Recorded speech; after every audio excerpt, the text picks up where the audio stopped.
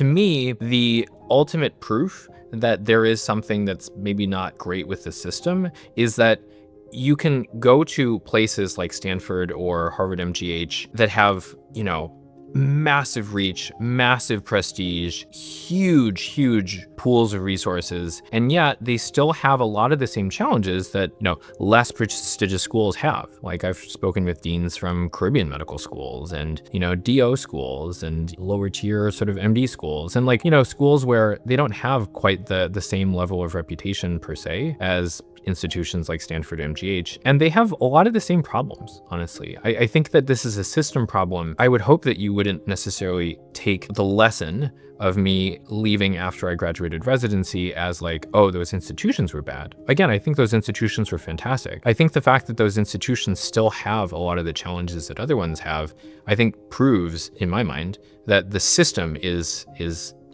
broken in many ways. Nice video and happy you found your path, but suggesting that you had to overcome a poor educational environment after going to Stanford is kind of odd. Agreed.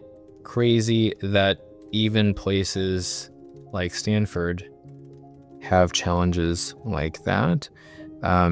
Says a lot about the system. Honestly, I had planned on just staying in medical education. So the challenge, if you want to be a teacher in medicine, is that most jobs, not all, but most jobs, certainly at the lower levels, either don't pay you much or they don't pay you at all. I can't think of a single educator in medicine that I've spoken with who is not like a dean or something like that, but who would consider that they are making as much money teaching as they would doing either research or especially clinical practice. In short, you've got a bunch of very smart, hardworking people that have been selected for and incentivized for doing either clinical practice or research. And they're not selected for, they're not trained for, they're not incentivized, right? Meaning their promotions, their salary, nothing is really tied to the education. And then in addition to that, you have this massive diffusion of responsibility where you've got, one lecturer who is teaching a single lecture, and you've got maybe, 80 lecturers for 100 lectures in a given sort of block. And so it's really set up poorly for education. If you were to set up a chemistry class in high school, like a beginning chemistry class, and you were to say, I'm going to take people from the community that know chemistry, that do chemistry, but I'm not going to pay them at all. I'm not going to train them based on teaching.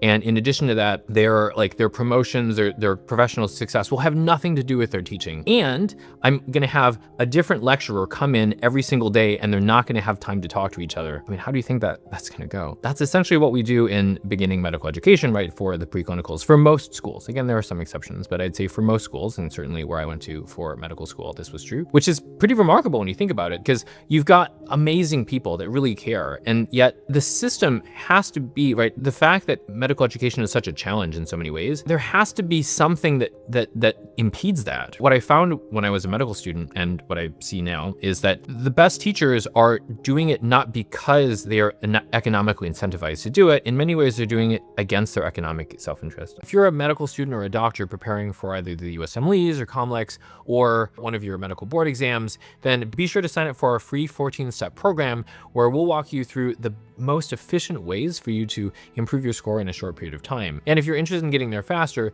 be sure to book a free call with our team where we'll break down what it is that's holding you back and, if it makes sense, explain how it is that we can help you to get there more efficiently.